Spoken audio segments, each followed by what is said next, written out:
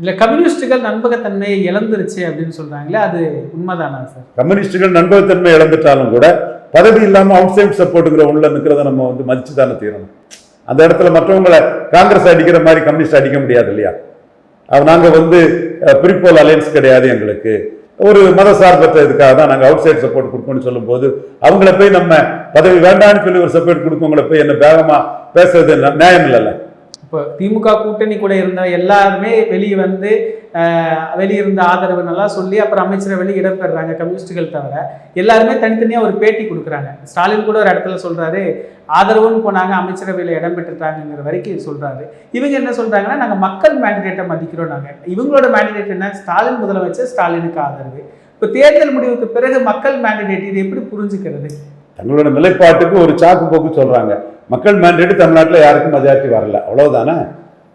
அப்போ மெஜாரிட்டி வராத பட்சத்தில் நீங்க பாஜக கண்ட்ரோல்ல ஒரு அரசு அமைஞ்சிருங்கிறதுக்காக ஒரு தாவேக்காவுக்கு ஆதரவு கொடுக்குறீங்க.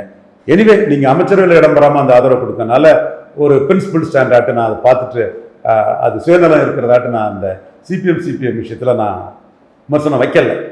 காங்கிரஸ் அயோக்கியத்தனம், இவங்க டீசெண்டான ஒரு பதவி கேப்சர் பண்றதுதான் விசிகாவும் ஐயுஎம்எல்லும். கம்யூனிஸ்ட் பரவாயில்ல.